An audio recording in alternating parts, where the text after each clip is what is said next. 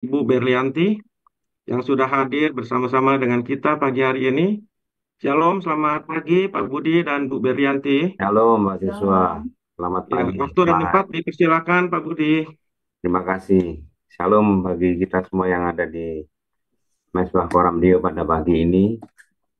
Kami akan menyampaikan lanjutan daripada topik 2 minggu yang lalu tentang bagaimana mengajar anak untuk hidup ya.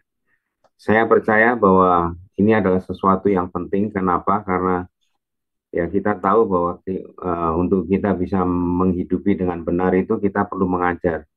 Ibaratnya kita mengisi sebuah gudang moral setiap anak itu dengan kebenaran sehingga dia tidak menjadi kurang ajar tetapi dia orang yang punya pengetahuan dan kebenaran sehingga dia bisa bertindak dengan benar. Nah, mari kita baca dulu di dalam kitab Ulangan pasal 6 tentang bagaimana bangsa Israel itu diperintahkan untuk mengasihi Tuhan dengan segenap hati, segenap jiwa, dan segenap akal budi. Nah, di dalam kitab Ulangan pasal 6 ayat 6 sampai 9 dikatakan, apa yang kuperintahkan kepadamu pada hari ini haruslah engkau perhatikan.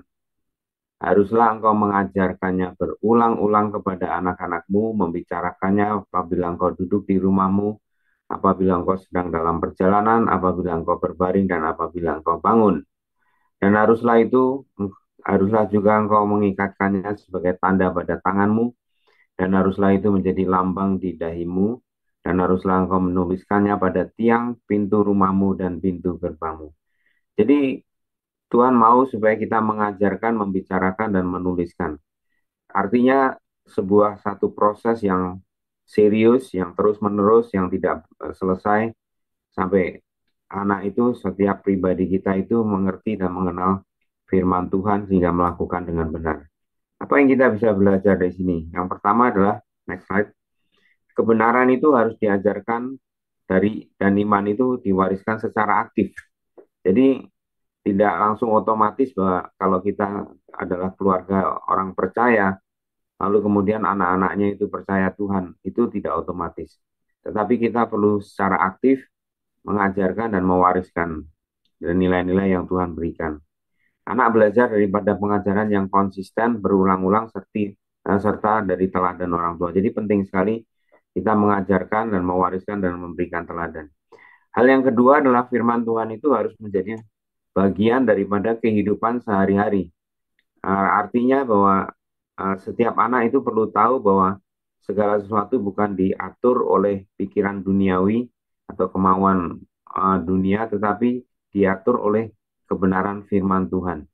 Nah, sehingga itu menjadi bagian yang tidak terpisahkan daripada kehidupan kita sehari-hari.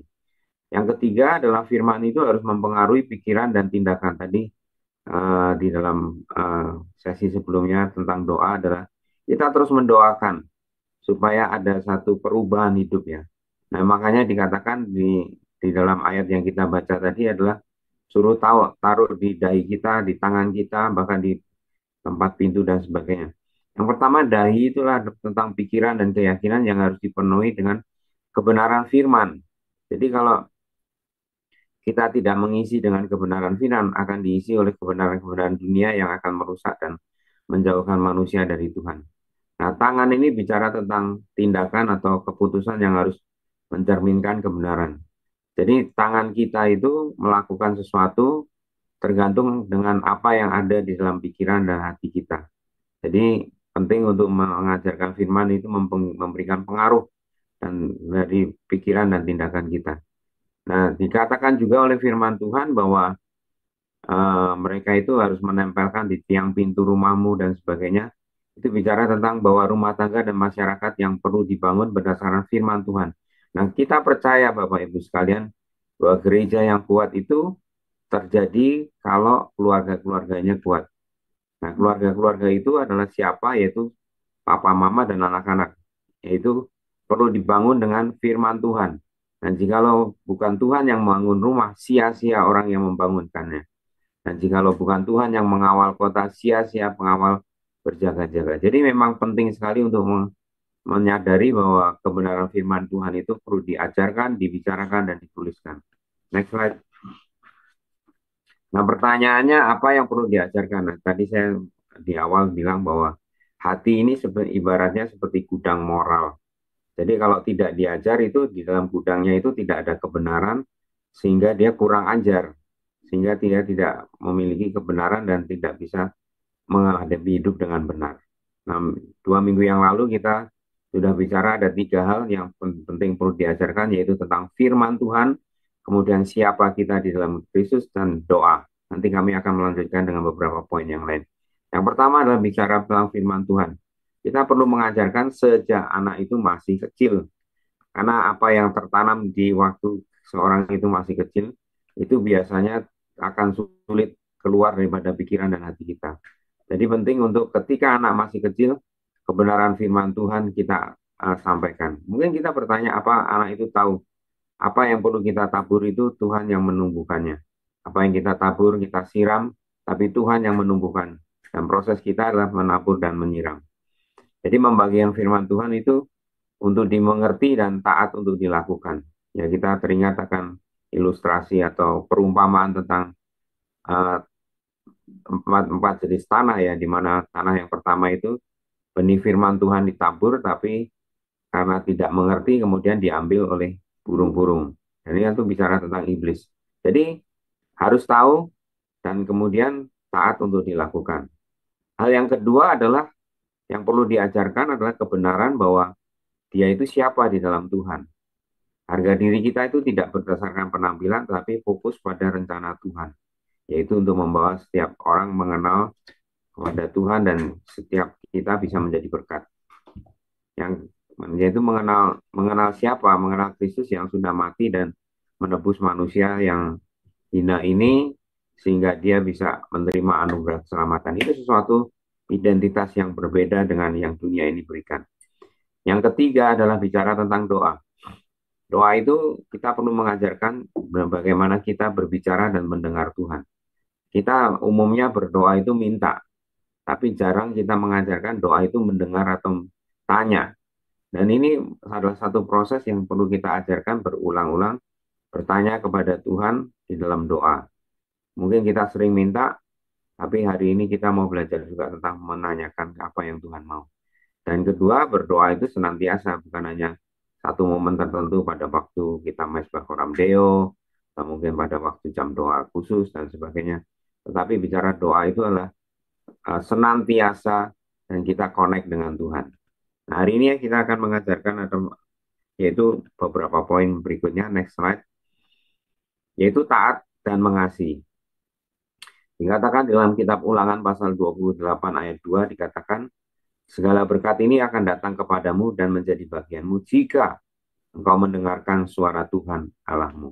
Jadi mendengar di sini bukan hanya mendengarkan lalu kemudian hilang lalu, tapi mendengar untuk taat melakukan.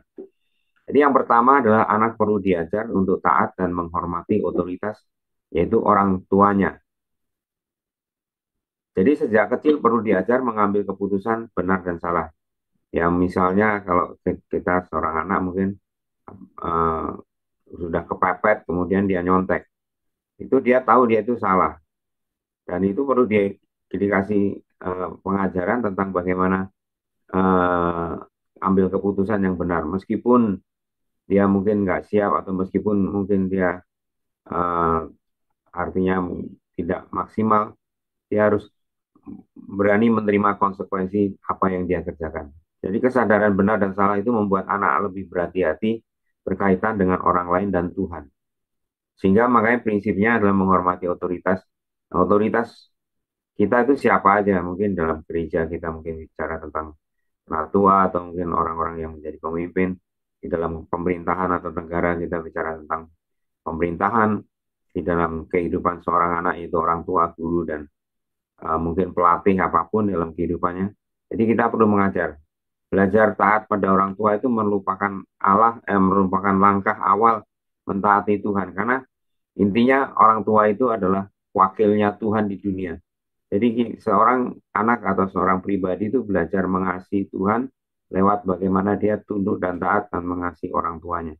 Nah itu penting sekali sehingga orang tua itu harus menggambarkan sesuatu sikap yang gambaran Tuhan yaitu tentang kasih, tentang disiplin, tentang perlindungan, tentang kehadiran dan penyertaan, dan juga relasi yang hangat dan hadir di dalam setiap kehidupannya.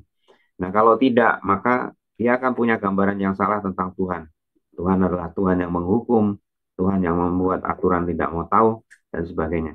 Tapi kita ada perlu diajar taat dan menghormati otoritas. Nah, yang kedua adalah anak perlu belajar mengasihi Tuhan dan orang lain. Karena intinya di dalam Matius 22 ayat 37 sampai 39 dikatakan, jawab Yesus kepadanya, kasihlah Tuhan Allahmu dengan segenap hatimu dan dengan segenap jiwamu dan dengan segenap akal budimu. Itulah hukum yang terutama dan yang pertama. Dan hukum yang kedua adalah yang sama dengan itu, ialah kasihlah sesamamu manusia seperti dirimu sendiri. Ini seperti gambaran tentang salib ya. Salib itu ada dua arah, yaitu vertikal dan horizontal. Vertikal yang pertama itu mengasihi Tuhan, itu merupakan hukum yang terutama dan pertama. Yang kedua adalah horizontal, itu yaitu mengasihi sesama manusia seperti dirimu sendiri. Nah, untuk kita mengajarkannya berulang-ulang sehingga anak itu bisa tahu, perlu contoh dari orang tua untuk mengasihi orang lain. Jadi bahkan untuk orang lain yang sulit untuk dikasih sekalipun, ya mungkin banyak dalam kehidupan kita dalam berkeluarga, ada orang-orang yang sangat sulit untuk kita kasih, tetapi ketika kita belajar terus-menerus meskipun mungkin gagal, bangkit, gagal dan menang dan sebagainya, itu perlu dilakukan. Kalau perkataan kita nggak sama dengan perbuatan yang kita bicarakan, maka kita sedang mengajarkan anak sebuah kemunafikan. Dan saya pikir Tuhan akan marah kalau kita mengajarkan sesuatu yang salah dalam kehidupan anak-anak kita. Jadi prinsipnya kita perlu belajar untuk mengasihi Tuhan, mengajarkan anak itu belajar mengasihi Tuhan dan orang lain. Next slide. Yang berikutnya kita akan belajar bagaimana mengajar anak untuk mengambil pilihan-pilihan yang bijak ya, mengambil keputusan dan bertanggung jawab atas keputusan yang diambil atau yang tidak diambil. Nah, aku memanggil langit dan bumi menjadi saksi terhadap kamu pada hari ini. Kepadamu kuperhadapkan kehidupan dan kematian, berkat dan kutuk. Pilihlah kehidupan supaya engkau hidup, baik engkau maupun keturunanmu. Nah, langkah-langkah dalam mengambil keputusan yang bijaksana, ya, ini ada beberapa. Ini juga sebenarnya relevan juga untuk setiap kita sebagai orang dewasa, ya. Tapi kita bisa, kalau kita punya anak, kita mengajarkan kepada mereka sejak mereka kecil. Saya ambil contoh misalnya, mau bohong atau mau jujur, ya. Kenapa orang bohong, ya? Cari selamat, ya, cari enaknya, supaya dia tidak dihukum dan sebagainya. Ya, makanya orang bohong karena dia merasa tidak aman. Ya, kalau jujur banyak sekali konsekuensinya. Ya, bisa aja nanti dia jadi nggak dapat apa yang dia inginkan. Makanya dia bohong. Nah, yang pertama, pertimbangkan pilihan. Ya, tadi yang saya bilang, pilihannya apa? Mau bohong atau mau jujur? Ya. Kemudian yang kedua, bandingkan dengan Allah. Maksudnya bandingkan dengan firman. Ya, firman Tuhan bilang apa? Ya jelaslah harus jujur. Ya, jangan bohong ya. Jangan kamu menjadi saksi dusta, itu sudah jelas. Ya. Kemudian yang ketiga, perhitungkan pengorbanannya. Yang tadi, ya, kalau saya bohong, saya bisa maksudnya kalau anak-anak nih, kalau saya bohong saya bisa main sama teman. Udah kelar belum PR-nya? Udah. Dia bohong kan? Gitu. Kemudian dia bisa, oh oke. Kemudian dia bisa main game, dia bisa main sama temennya, dia bisa ngapa-ngapain, bisa tidur dan sebagainya. Pengorbanannya besok aja paling. Kalau misalnya ditanya sama guru, saya tinggal dihukum dan sebagainya, ya, dan selanjutnya. Tapi kalau misalnya saya jujur, bagaimana pengorbanannya? Kalau misalnya saya apa bohong tadi, misalnya pengorbanannya apalagi berikutnya kalau sampai ketahuan, maka saya tidak dipercaya lagi. Nah, itu diperhitungkan semuanya. Lalu kalau saya jujur bagaimana? Kalau saya jujur, saya harus kerjakan, saya nggak boleh ngapa-ngapain, ini juga susah, ya, mama juga sibuk, papa juga nggak tahu kemana, ya. Ini pengorbanannya jauh lebih besar. Tapi begitu saya memupuk semua hal ini, maka ya orang akan jauh lebih percaya kepada saya, dan itu saya dikenal sebagai seorang yang bisa dipegang kata-katanya. Ya, kemudian pilihlah yang benar dan lakukan. Ya, Nah, ini ketika itu dijalankan, ya, anak-anak akan mulai berpikir, dan kita pun juga mulai berpikir, oh, yang pertama saya akan mau untuk mendahulukan Tuhan. Terserah kalau saya tidak diperhitungkan kejujuran saya, tapi saya memiliki damai sejahtera di hadapan Tuhan. Tuhan juga berkenan kepada kehidupan saya. Ya, itu semua yang enak-enak, yang semua saya diajakin teman apa, udahlah, ya let it go aja lah kalau kayak begini. Nah, setelah itu saya ambil pilihan yang benar dan melakukannya. Jadi ajar setiap anak untuk memilih berkat daripada kutuk, melayani Allah daripada melayani manusia, dan melakukan yang benar daripada melakukan yang tidak benar, bukan yang melakukan yang baik ya, melakukan yang benar. Oh, melakukan yang benar dengan melakukan yang baik, ya. Ini sebenarnya menarik sekali, ya. Yang benar itu berkenan di hadapan Tuhan. Yang baik belum tentu sebenarnya berkenan di hadapan Tuhan, tapi biasanya disukai oleh manusia. Ya, nah itu kalau misalnya saya melakukan yang benar, misalnya saya memilih untuk uh, berkenan di hadapan Tuhan, saya mau jujur, mungkin teman-teman akan bilang bego lu, ya ngapain lu jujur-jujur sama sama itu orang kok kayak gitu. Nah itu akan tidak baik di hadapan mereka. Tapi sekali lagi kita mau melayani Tuhan, kita mau hidup di hadapan Tuhan, bukan di hadapan manusia, bukan berkenan di hadapan manusia. Ya, jadi hal-hal ini perlu ditekankan karena itu adalah prinsip. Ya, berikutnya berkaitan dengan hal tersebut juga tentang tanggung jawab. Jika kita mengakui dosa kita, maka Tuhan adalah setia dan adil, sehingga Tuhan akan mengampuni segala dosa kita dan menyucikan kita dari segala kejahatan. Kita mengajar tanggung jawab, ya, uh, apa berkaitan dengan perasaan dan tindakan mereka, tindakan dari anak-anak kita. Nah, bertanggung jawab ya atas tindakan kita akan membuat kita mempunyai keinginan yang lebih besar untuk berubah. Ya, anak-anak pun seperti itu. Kalau ditumbuhkan, dibangkitkan tanggung jawabnya, maka dia punya keinginan untuk lebih besar supaya dia berubah. Ya, dan kemudian kalau dia tidak punya tanggung jawab, dia nggak mau bertanggung jawab itu, dia akan banyak nyalain orang lain. Dan kita sedang membangun anak-anak yang bermental korban, ya, menjadi apa mentalnya tuh victim player lah pokoknya gitu kan. Ya apa-apa ya habis dia sih, ya habis kondisinya lah gimana. Pokoknya semuanya tuh bukan dia yang salah gitu loh. Bukan dia harus berubah. Jadi dia adalah pusat dari dunia ini. Semua alam semesta itu berpusatkan pada dia gitu. Nah ini rapat banget lah ini sampai besar pun kita kalau punya teman kayak begitu, kita akan menjauh dan rasanya aduh ya egois banget, semuanya dia pikirin hanya untuk dia gitu. Kita perlu mengajar untuk mengekspresikan perasaan dan pikiran dengan hormat dan sopan, mendengar, memahami dan merespon dengan penuguhan kepada anak tersebut. Ini saya ambil satu contoh aja ya. Kalau lepas tanggung jawab, anak ini akan bilang ini semua karena dia yang membuat saya kayak gini. Tapi kalau dia bertanggung jawab, dia akan bilang saya yang berbuat. Kalau dia lepas tanggung jawab, dia akan bilang, kamu membuat saya merasa seperti ini. Tapi kalau bertanggung jawab, saya merasa seperti ini. Udah nggak pakai ada kamu atau dia dan sebagainya. Satu kali, waktu anak-anak masih kecil, saya ambil salah satu anak saja. Kita sering sekali untuk pergi ke apa ke ya temenin dia untuk cari barang-barang yang dia butuhkan. Kemudian biasanya kita pepetin semuanya, kita padatin gitu ya, dan termasuk dengan pelayanan kami, kunjungan dan sebagainya.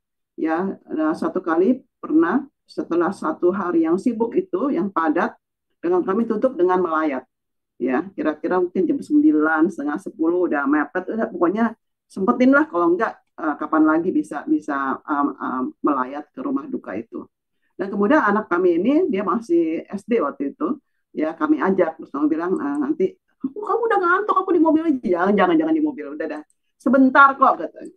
Nah waktu ke rumah duka itu ternyata memang sudah sepi dan anak ini ternyata sudah ngantuk banget. Nah kami berbicara menghibur dia, tanya ngobrol ini itu, Nah, anak ini kemudian terngantuk-ngantuk ya, dan saya tahu dia tuh sengaja sebenarnya, ya supaya cepetan pulang. Terngantuk-ngantuk sampai kayak mau jatuh gitu loh, ya. Terus saya udah liatin dia aja nih ya, bertahan, bertahan saya bilang ya, cuma sebentar lagi kok, paling cuma 15 menit lagi, karena kan kami set kira-kira setengah jam gitu. Dan akhirnya dia sudah jatuh-jatuh, pokoknya lebay banget lah gayanya gitu ya. Terus saya udah, duh ini anak ya saya belum ajarin gitu kan, uh, proaktifnya seperti apa nanti di rumah duka, dan itu terjadi kayak gitu. Nah, akhirnya cepet-cepet pulang, lalu di rumah sudah di mobil dia nggak tidur dong. Emang dia sebenarnya masih bisa bertahan gitu ya, dengerin musik lah apa segala macam. Ya, terus saya bilang gitu ya, karena dia masih masih seger kan sebenarnya. Saya bilang, kamu tadi sebenarnya bisa untuk bertahan, ya. Dan sebenarnya kamu bisa untuk apa ya, berempati dengan orang yang sedang berduka, dan sebenarnya orang itu tuh sudah berapa hari tuh nggak bisa tidur enak ya, oleh karena ada kedukaan, bahkan mungkin dia nggak tidur. Saya bilang kita tinggal cuma setengah jam, apa susahnya untuk kita tuh bisa bertahan. Saya bilang, dan menjadi berkat buat dia, jangan sampai dia ngeliat kamu terkena tuh ya udah deh tidur deh, pulang deh pulang, anaknya udah ngantuk, kamu masih bisa kan untuk tetap tersenyum dan memberi salam. Terus dia aku ngantuk katanya, tadi aku ngantuk. Ya benar, dan kamu bisa menyegarkan diri kamu dengan jalan-jalan atau minum atau makan kacang atau gimana. Ya. Nah, kami sedang mencoba untuk jangan menyalahkan keadaan atau menyalahkan orang lain, jangan menjadi anak yang bermental korban, tapi singkirkan semua masalah-masalah kamu dan menjadi berkat pada saat itu. Ajarkan untuk memiliki perasaan dan pikiran dengan hormat dan sopan, ya. Nah, kemudian setelah itu kami mulai ya, begitu ada kejadian lagi yang lain ya, kami ingatkan, ini udah malam ya, kamu bisa ganti yang hormat dan sopan. Bisa, Mam. Nah, kemudian dia nice. Nah, setelah itu, waktu di mobil, kami meneguhkan dia, kami melihat kamu bertahan, ya sebenarnya kamu sudah capek banget sepanjang hari ini, thank you. Ya, kamu sudah menjadi berkat. Dan itu ada sejahtera, ada satu keteguhan bahwa yes, aku bisa melakukannya. Oke, next slide. Nah, menyelesaikan masalah, ya segala perkara dapat kutanggung di dalam Dia yang memberi kekuatan kepadaku. Ya, ini mungkin tinggal dibaca saja ya, kalau misalnya ini mau di screenshot boleh. Menyelesaikan masalah itu adalah mengambil langkah-langkah yang pada akhirnya bisa membawa kita keluar dari masalah. Jadi jangan didiemin, ya jangan berpikir bahwa anggap aja nggak ada masalah, udah ditutup-tutupin aja gitu ya. Nutupin itu bukan berarti masalah selesai atau udahlah dilupakan saja, nggak bisa. Ya coba dipikirkan, hadapi masalah tersebut dan temukan solusi. Hal yang simpel, aku lapar, ya kalau lapar kan mestinya makan, cari makanan gitu kan, bukannya aku lapar ya, oh iya ya tunggu bentar ya, nah ibunya bilang gitu, aku lapar ya, iya sungguh sebentar, Mami lagi masih kerjain ini, bisa tunggu kan, ya aku pokoknya lapar, wah aku lapar, aku lapar, aku lapar, ya itu kalau masih kecil. Ya kemudian kita tinggal bilang, kenapa sih nggak bisa sabaran, ya dia harus kerjakan apa kalau dia lapar. Ya, kalau masih kecil mungkin kita bisa kasih dulu mainan kalau kita belum bisa siapkan. Tapi kalau dia sudah mulai besar, aku lapar. Ya, kamu harus menemukan solusi bagaimana supaya kamu nggak lapar. Ya, misalnya minum dulu kek, kalau misalnya nggak ada makanan, atau yuk panasin makanan sendiri. Yuk kan sudah besar gitu loh. Nah, jadi jangan cuma ngomong aja, aku aus nih, aku aus, aku aus. Ya, terus mesti gimana sekarang? Ya, oh ya, aku bisa pergi ambil ambil air sekarang atau aku cari air. Jadi temukan solusi. Jangan didiemin, jangan cuma teriak-teriak aja isinya. Nah, mengajar anak terlatih menyelesaikan masalah. Anak diajar melalui contoh.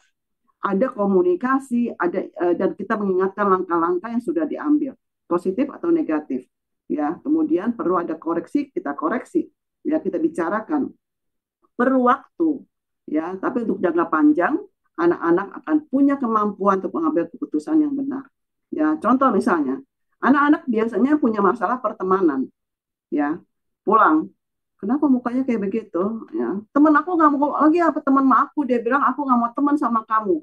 Biar kamu sendirian, kamu jahat, kamu ini segala macam. Nah, itu punya masalah pertemanan. ya. Tapi kita punya contoh, ya. Mami juga udah besar begini, adalah masalah-masalah, ya, sama saudara lah, sama orang tua, sama apa, ada gitu. Nah, kita ceritakan apa yang kita kerjakan. Kemudian kita bilang sama dia, bagaimana kamu menjawab orang seperti itu? Bisa jawab, bisa enggak. Kalau kamu mau jawab, ya jawabnya bisa seperti ini. Tapi aku masih mau teman sama kamu. Aku nggak mau sama kamu lagi, bisa kata temannya. Ya udah, nggak usah dijawab. Gitu. Itu hal-hal yang simpel. Kemudian langkah-langkahnya apa? Besok dia kan ngomong, ya aku masih mau teman sama kamu. Ya. Temannya bang, kok aku sih nggak mau. Ya udah, kalau kamu nggak mau, kok aku mau tetap mau, misalnya. Hal seperti itu dia harus ambil langkah gitu ya. Nah, setelah itu biasanya saya memberikan setip teh atau apa gitu ya. Nah, nih kasih ke teman kamu besok. Ya sebagai satu apa? Saya ingat kamu dan saya beliin kamu dari apa toko buku. Nah, hal-hal kayak gitu saya ajarkan, deketin teman kamu. Apa sih masalahnya? Aduh, masalah kayak begitu udah nggak usah ngomongin. Kamu kasih ini. Dan kemudian dia mulai memberikannya dan biasanya memang diterima oleh karena anak-anak masih kecil. Ya, kemudian ada lagi masalah masih ini si ini.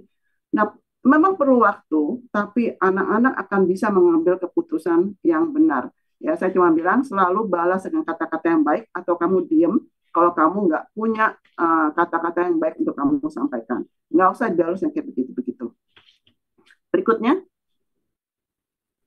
Nah, ini ada yang diajarkan lagi hal lain, ada keinginan dengan kebutuhan, ya.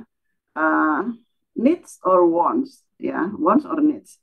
Allahku akan memenuhi segala keperluanmu menurut kekayaan dan kemuliaannya dalam Kristus Yesus. Jadi pertama dibedakan antara keinginan atau kebutuhan.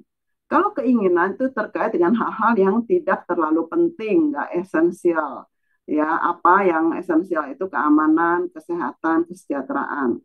Ya, apalagi misalnya yang ini, ya, misalnya saya mau makan. Kalau kebutuhan itu sesuatu yang sehat untuk hidup aja. Kalau misalnya keinginan itu, aku baru lihat IG tuh ada makanan yang enak, ya. Duh, gila jauh ya, biarin jauh. Ngantri pas datang lagi, biarin ngantri. Nah itu keinginan, ya. Mahal, biarin mahal, nggak apa-apa gitu ya. Emang gaji buat itu gitu. Wah, ya. Nah itu keinginan. Ya, apalagi misalnya baju. Ya, kebutuhan apa? Sesuatu yang perlu, yang sopan. Tapi kalau misalnya keinginan adalah sesuatu yang bermerek, ya harus merek, kok enggak kurang keren gitu ya. Nah itu termasuk keinginan.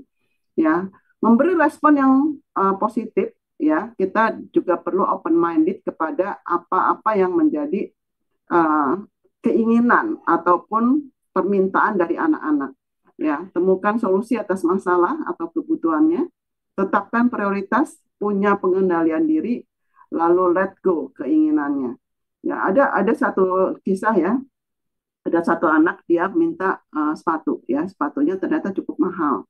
Lalu papanya pikir, oh ini untuk keinginan doang ya, untuk wants bukan kebutuhan. Tapi ternyata anak ini membutuhkan itu karena dia anak yang apa pekerjaannya atau pelayanannya adalah di panggung ya, main band apa segala macam. Dia membutuhkan ini sebagai kebutuhan, bukan keinginan.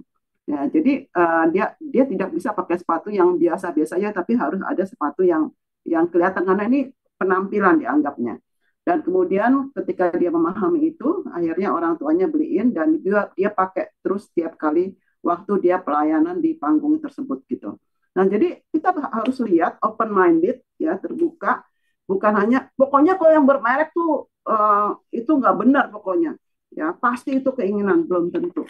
Ya, coba dibicarakan ya, apakah ini menjadi satu prioritas? Yes, itu prioritas untuk anak tersebut. Ya, bukan untuk keren-kerenan, tapi dia pakai untuk pekerjaan ataupun pelayanan dia.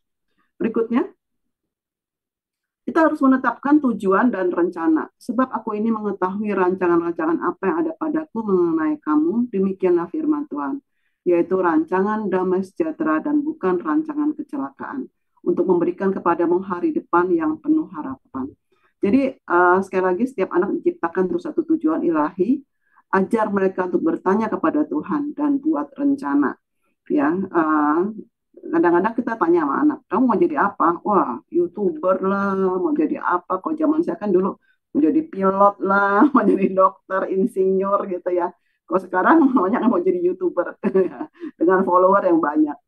Ya, tapi kalau saya kita tanya, menurut kamu Tuhan mau kamu menjadi apa? Dia akan mikir, wah, lu mesti doa dulu tuh, benar. Ya, kita perlu berdoa dulu. Kamu perlu berdoa dulu. Lalu membuat rencana dan keputusan-keputusan apa yang kamu lakukan untuk melakukan rencana yang Tuhan taruh dalam hidup kamu. Tindakan hari ini, ya keputusan hari ini akan berdampak pada masa depan setiap kita, bukan hanya anak-anak kita. Coba cek IG-nya, dicek Facebook-nya, isinya apa? Ya, apakah itu layak untuk dilihat oleh uh, orang HRD, ya, atau orang-orang yang mau merekrut kita untuk kerja atau pelayanan, ya, cocok nggak dengan isi Instagram kamu seperti itu, dengan isi Facebook kamu ya, kalau untuk yang sudah tua-tua nih, ya, dengan seperti itu, atau kamu harus hapus-hapusin, atau kamu harus harus harus close itu ya, untuk orang-orang tertentu, karena itu tidak layak untuk dilihat, ya. Tindakan hari ini berdampak pada masa depan. Ya, jangan pikir ya pokoknya ini masa muda, ayo kita nikmatin. Tidak seperti itu caranya hidup. Ya, kita hidup ini diciptakan untuk satu tujuan ilahi. Berikutnya, nah mulailah hari ini ya, tidak berkesudahan kasih setia Tuhan, tidak habis-habisnya rahmatnya, selalu baru setiap pagi besar kesetiaanmu. Sebab itu seperti yang dikatakan oleh Roh Kudus pada hari ini, jika kamu mendengar suaranya Tuhan, janganlah keraskan hatimu seperti dalam kegeraman pada waktu pencobaan di padang gurun. Jadi kalau hari ini mungkin kita menyadari ya, dalam beberapa seri kita bicarakan tentang parenting, mungkin kita menyadari bahwa kita sudah banyak kesalahan ya sepanjang perjalanan kita parenting. Kita mungkin sudah bereaksi secara emosional atau kasar terhadap anak-anak kita. Dan bahkan dalam keadaan yang tertekan kita berespon yang salah ya, dengan bereaksi, berbuat dan mengatakan hal-hal yang buruk pada mereka. Pada hari ini biar kita segera bertobat, kita mau mengakui kesalahan. Ya gimana akuin kesalahan ke anak-anak? Ya sebenarnya mudah aja. Ya kita tinggal bilang, ya papa berapa minggu ini, berapa bulan ini papa ada ikut kelas ya. Nggak cuma satu kelas loh, mungkin ada berapa kali ikut seminar, baca buku, ketemu teman apa. Papa sadar ternyata selama ini papa ada banyak salah sama kamu. Boleh gak kalau misalnya kamu kasih kesempatan pada papa untuk bisa membangun hubungan kita lagi. Ya, mungkin banyak hal yang bukan seharusnya saya lakukan pada kamu.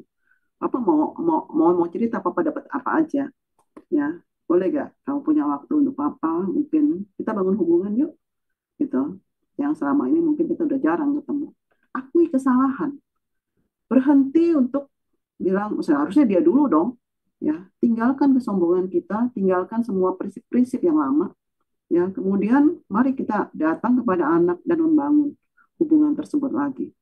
Lupakan hal-hal yang sudah dulu menjadi pemicu-pemicu. Jangan bilang, iya maksud dia tuh papa dulu tuh maksudnya, udah nggak usah ngomongin lagi. Ya, jangan ungkit-ungkit lagi. Mari kita membangun hal-hal yang baik, yang baru kepada dia. Dibicarakan apa yang sekarang seharusnya kita bicarakan. Oke, berikutnya. Nah, diskusi hari ini, pertama, apa tantangan saya dalam mengajar anak-anak? Yang kedua, apa yang akan saya lakukan agar kehidupan anak-anak di masa mendatang tetap hidup dalam kebenaran. Bagiku tidak ada sukacita yang lebih besar daripada mendengar bahwa anak-anakku hidup dalam kebenaran. Tuhan memberkati. Terima kasih. Wow, terima kasih Pak Budi dan Bu Berlianti buat pengajaran pagi hari ini. Ya, saya percaya semua partisipan pagi hari ini diberkati dengan pengajaran pagi hari ini. Ya, jadi Bapak Ibu Saudara kita bersyukur ya bahwa kita ada di Mesbah Koram Dio. Jadi kita bisa senantiasa belajar tentang keluarga dan polemik yang ada di dalamnya. Bapak Ibu bisa bayangkan kalau kita ngikut seminar-seminar parenting, kita akan berbayar ratusan ribu bahkan jutaan ya Pak Budi dan Bu Berlianti ya.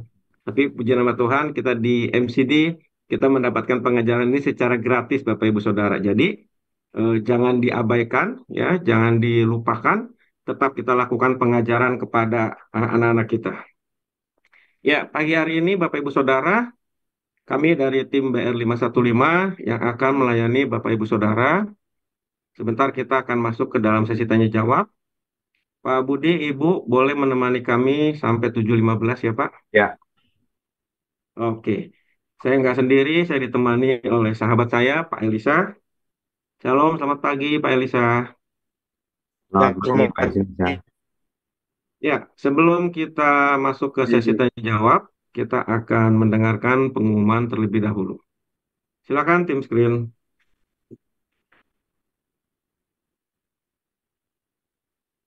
One, two, three, yes.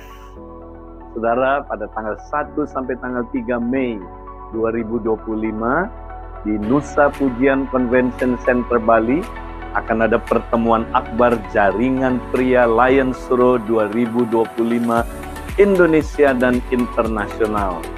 Kita akan bersama-sama mengikuti konferensi dan pemuritan pria, wanita, anak muda, dan keluarga bersama dengan para pembicara internasional. Saya sendiri, Bapak Timotius Arifin, Paul Cole, Kasih Karsten, Craig Hill, dengan tema saudara memuridkan pria, membangun keluarga dan gereja yang kuat. Dan kemudian pada malam hari tanggal 3 kita akan ada KKR keluarga. Akan saudaraku kita mendapatkan juga materi-materi pemuritan untuk lanjutan dari konferensi ini. Nah, tanggal 3 Mei juga khusus ada Women Session dengan tema Brilliant Mother. Menjadi satu dengan tim, sebagai satu tim dengan suami atau ayah untuk memuridkan keluarga dan membawa sorga ke rumah. Saudara, mari kita hadiri acara ini. Tuhan memberkati kita.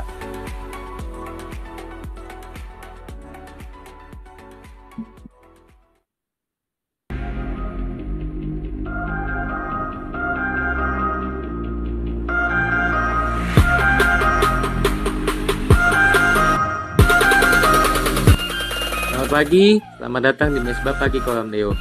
Bapak Ibu Saudara yang baru pertama kali hadir, kami mohon untuk menuliskan nama, nomor handphone di room chat yang telah tersedia. Bagi yang ingin didoakan, dan silakan tulis nama yang ingin didoakan di kolom chat.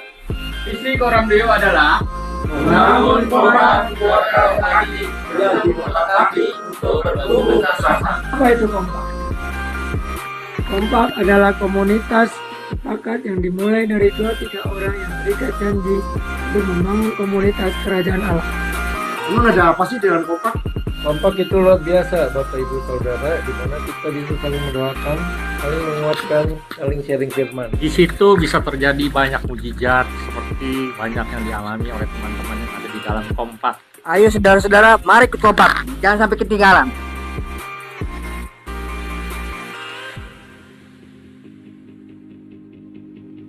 Demikianlah pengumuman hari ini. Tuhan Yesus memberkati kita semua.